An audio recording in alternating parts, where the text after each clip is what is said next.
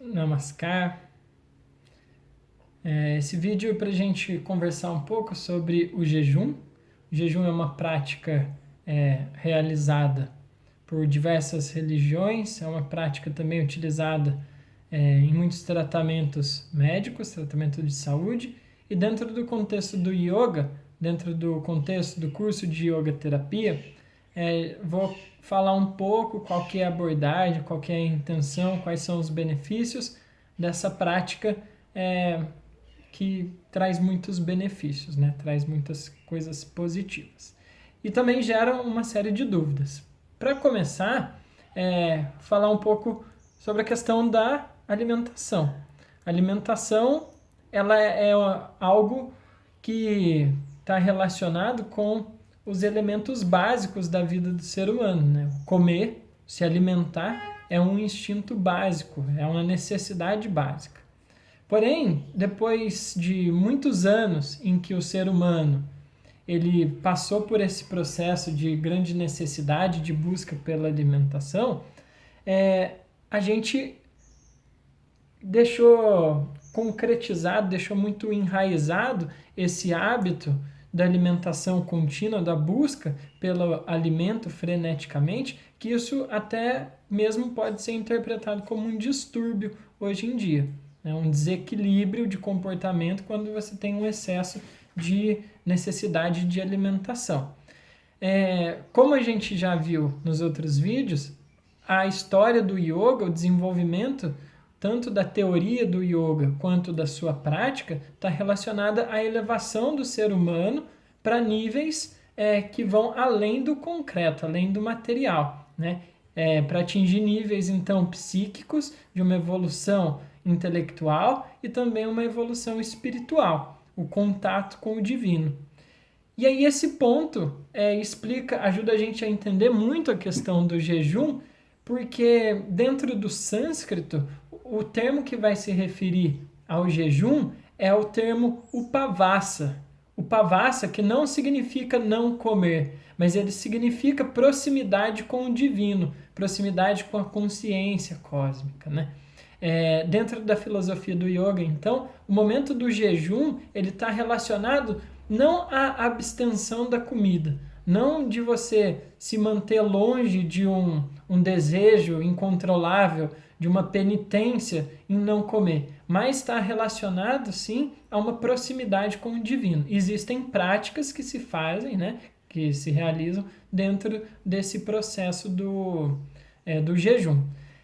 Só em termos de curiosidade, então, não comer em sânscrito, ou deixar de se alimentar, ele é utilizado um outro termo, que é o anashana. Anashana, então, significa não comer, e upavasa significa o jejum. E aí definir um pouquinho, então, qual que seria a ideia por detrás desse jejum que está além da questão da não alimentação, né? Como eu falei, o Pavasa ele está relacionado com a ideia da proximidade com o divino, que seria então o objetivo dentro da filosofia do yoga. O sentido da vida estaria na evolução espiritual, aquilo que a gente chama do Dharma, né? É a verdadeira busca da essência do ser humano, a verdadeira busca para o seu desenvolvimento, que seria a fusão novamente com a consciência cósmica, né? Partir da unidade e indo para uma consciência unitária, composta por várias unidades, né? Por todas as energias ao redor do universo. Bom, esse seria o objetivo, então, e para atingir esse objetivo, uma série de fatores precisam ser realizados, né? A própria reflexão da alimentação, ela é importante para a gente falar da não alimentação durante alguns períodos, né? A gente já conversou em outros vídeos da importância da alimentação vegetariana. Além disso, né, da alimentação vegetariana, é importante também que os momentos de jejum eles sejam realizados em alguns períodos do mês. Isso porque a relação do jejum com a prática espiritual ela está também conectada, vinculada com a questão das fases da Lua. Portanto, recomenda-se que um praticante, um sadhaka, um praticante espiritual, ele pratique 2 vezes por mês o jejum, sendo esses dias 11 dias depois da lua cheia e 11 dias depois da lua nova, né? Por que esse momento, esse período? É porque nesses momentos a relação do nosso corpo, da água que compõe o nosso corpo com a lua vai estar mais favorável à prática de meditação. Uma vez que nos picos, né, de lua cheia, lua nova, a gente tem uma ascendência dos líquidos do corpo para a cabeça e aí se torna mais eficiente o jejum, mais prazeroso, mais interessante no momento em que se passa 11 dias, que seria aproximadamente um intervalo entre uma fase lunar e outra, né? Uma fase de referência lunar.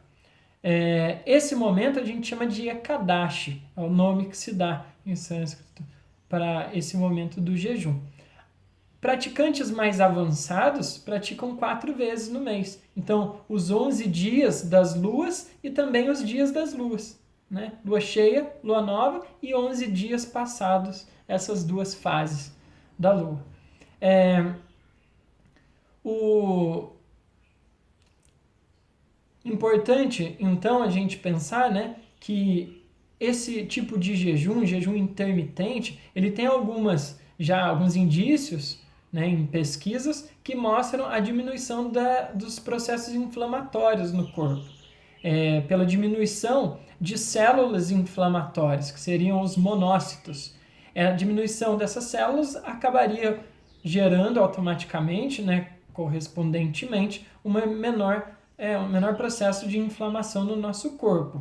Isso, um jejum intermitente, ou seja, um jejum de 24 horas, jejuando de alimentos e de águas, de bebidas, né, de líquidos. Porém, aquelas pessoas que não estão saudáveis, não é recomendado que se faça um jejum sem o líquido. E também aquelas pessoas que têm problemas nos rins e nas vesículas. Para essas pessoas que querem fazer o jejum, é recomendado que se faça ingerindo água, tá bom? Eu vou falar no final um pouco das etapas para o jejum, que não precisa parar de repente, se alguém nunca fez. Mas essas pessoas com problemas de rins e de vesícula é importante que sempre que fizer o jejum, ingira água durante o processo. A idade da pessoa, né? Então, é recomendado que a partir de 14, 15 anos, o processo aí da puberdade, já possa iniciar o processo de jejum 2 vezes ao mês, no Ekadashi, como eu falei. E isso se estende até aí 60, 70 anos, a partir do momento em que o jejum se torna opcional também. A pessoa, se ela quiser continuar, se sentir bem, ela pode continuar fazendo, ou se quiser retornar, né, já pode também. Os relatos mostram que as pessoas que iniciam esse processo e estendem, elas não querem parar, né, visto os benefícios que traz, tanto no corpo físico, no processo inflamatório que eu falei, mas também num campo espiritual, num campo de bem-estar, num campo psicológico. Tá? Uma questão interessante relacionada ao jejum é que o alimento, quando ingerido no corpo, ele vai produzir, então, sangue, carne, gordura, os ossos, a medula óssea e a linfa. A linfa, ela é um ponto importante para a gente entender também o jejum dentro da filosofia do yoga, né? A linfa, ela vai ser importante para o vigor físico e também para as atividades cerebrais, além de produzir o sêmen, né?